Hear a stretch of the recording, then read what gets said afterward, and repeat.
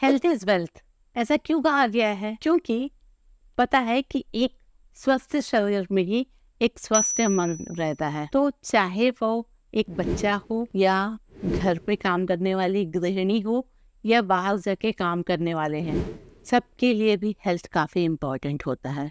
यदि एक student healthy है तो उनका पढ़ाई में ध्यान लगेगा, वो अच्छे से पढ़ाई कर पाएंगे और लाइफ में सक्सेस हो पाएगा। यदि एक गृहिणी, हाउस मेकर, होम मेकर, यदि वो हेल्दी है तो वो अपने पूरे परिवार का ध्यान बहुत अच्छे से रख सकते हैं।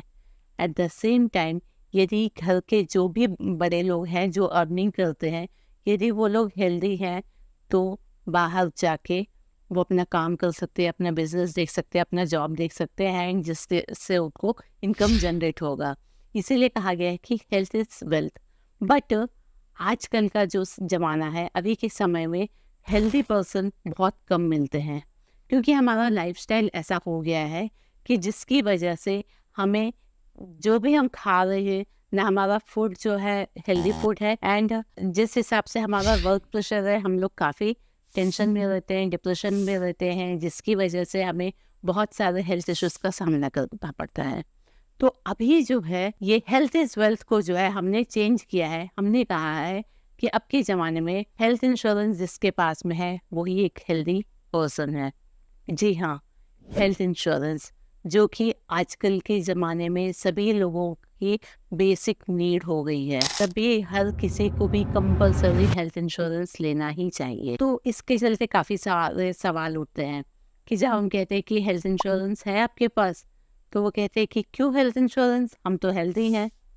तो जी हाँ, यदि आप हेल्दी हैं तभी आपको हेल्थ इंश्योरेंस लेना पड़ेगा, क्योंकि बॉडी में किसी भी प्रकार का कोई भी हमको प्रॉब्लम होता है, हेल्थ इश्यूज आते हैं, तो हमें हेल्थ इंश्योरेंस लेने में काफ़ी समस्याओं का सामना करना पड़ता है। तो जब हेल्दी है तभी हेल्थ इंश्योरेंस।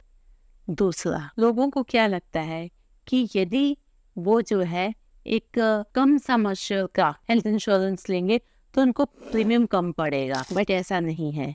जब कभी भी आप हेल्थ इंश्योरेंस लें तो हमेशा हाई सम एश्योर्ड का आप हेल्थ इंश्योरेंस लीजिए, ताकि जो है आपका जो भी प्रीमियम है वो आपको कम पड़ता है।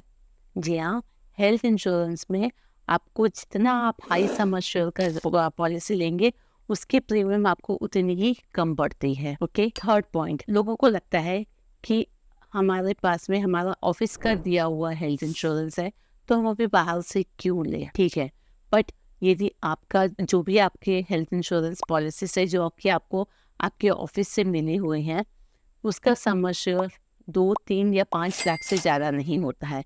काफ़ी जो एग्जीक्यूटिव लेवल पे है उनका ज़्यादा हो सकता है, बट नॉर्मल जितने भी लोगों को मैंने देखा है किसी का भी 5 लाख से ज़्यादा का हेल्थ इंश्योरेंस नहीं है।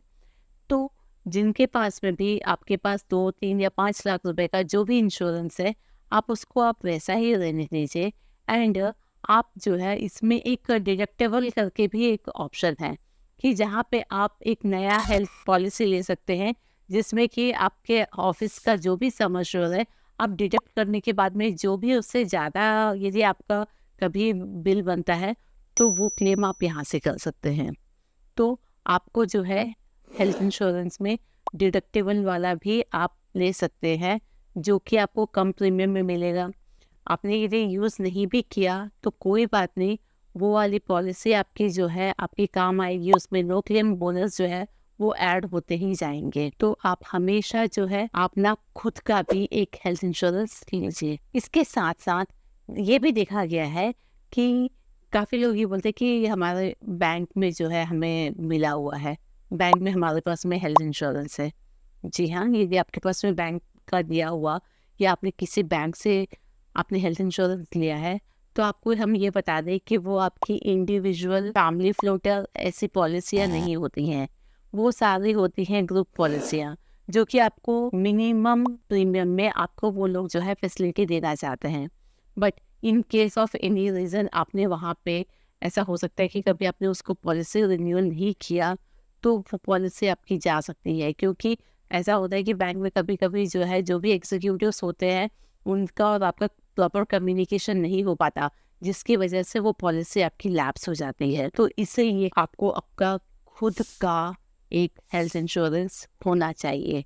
जी हाँ, तो आप लोगों में से जितने भी लोग यहाँ पे मेरा ये वीडियो देख रहे हैं, आप मुझे कमेंट में या मेरे पर्सनल लिंक में मुझे ये बताइए कि आपके पास में कौन सा इंश्योरेंस है, हेल्थ इंश्योरेंस है, ताकि उसके अकॉर्डिंगली मैं आपको गाइड कर सकूं कि आपको क्या लेना चाहिए, आपको कितने का लेना चाहिए, आपने जो लिया हुआ है वो सही है या नहीं।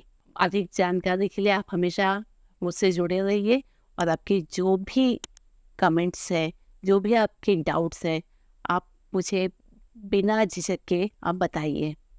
Thank you so much.